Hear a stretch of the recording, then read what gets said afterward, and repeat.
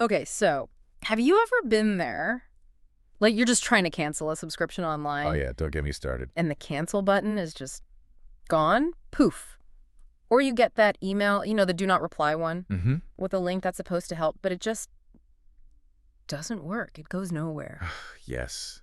Infuriating. You know that feeling, right? Yeah. That specific kind of baffling frustration. Okay, let's unpack this because that feeling, that's basically what we call a Kafkaesque. Exactly. And today, yeah, we're doing a deep dive, trying to get a handle on this thing we all seem to run into. And your examples, they're perfect actually, because Kafkaesque. I mean, that's the word we use when life just feels, well, less like a clear path and more like some bizarre dream. A dream. Yeah, like a dream designed by a really tired robot, maybe, where the rules make no sense. Okay. Logic is just out the window, and the people in charge. The decision makers, they're either totally silent, you can't reach them, or they talk in riddles. Making it even more confusing. Right. It just deepens the confusion. It's this oppressive feeling. Powerlessness against a system you just can't figure out. A tired, indifferent robot.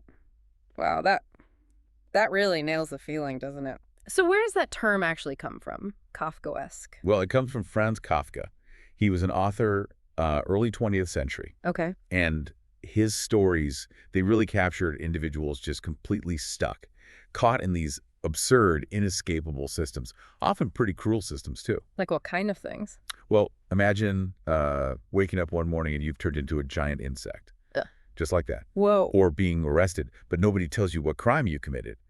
And then you spend your whole life navigating this totally opaque legal process that never ends. That sounds nightmarish. It is. And Kafka himself, interestingly, he was a lawyer, worked for an insurance company. Ah, okay. That makes sense. Yeah, so he saw it daily, right? The bureaucracy, the rigid hierarchies you get in big organizations, suffocating stuff. So he wasn't trying to be like philosophical. Not really, no. He wasn't aiming for some, grand statement. He was just capturing how weird and disorienting life can feel when you're caught under these invisible rules that don't make sense, whether that's at work or in society, maybe even family sometimes, school, or, customer service. Yeah. You definitely see it there. Yeah, definitely. It's nailing that universal feeling, baffling, persistent frustration.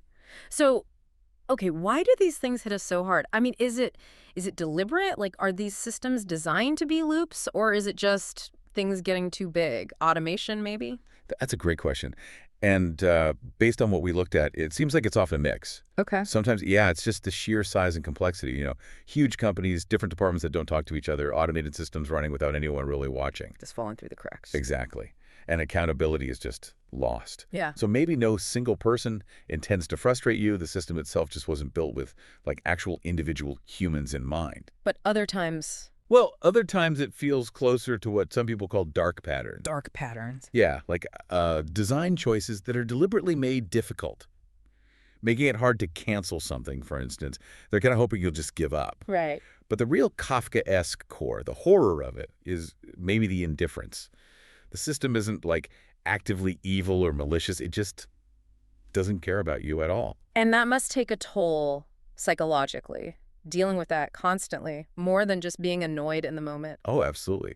It can lead to something researchers call learned helplessness. Learned helplessness. Yeah, it's that feeling, that sense that no matter what you try, you can't change the outcome. You're just stuck.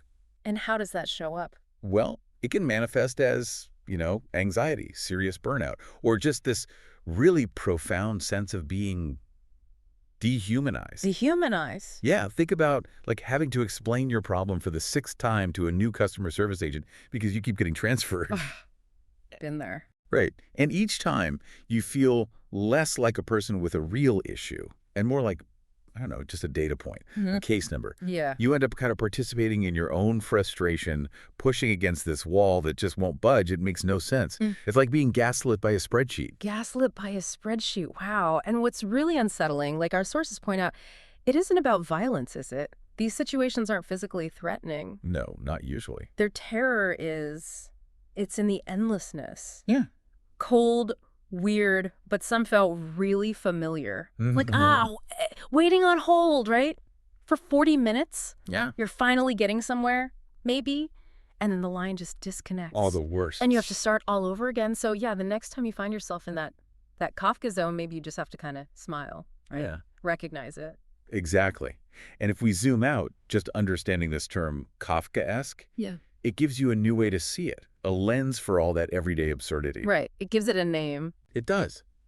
It helps you name it, maybe contextualize those moments that make you feel completely powerless, and maybe, just maybe, that gives you back a tiny bit of agency. So there's no magic escape button then? Probably not a magic one, no, Yep. but, the sources suggest that simply recognizing how these systems work, their mechanics, that can be empowering in itself. Understanding the maze. Yeah.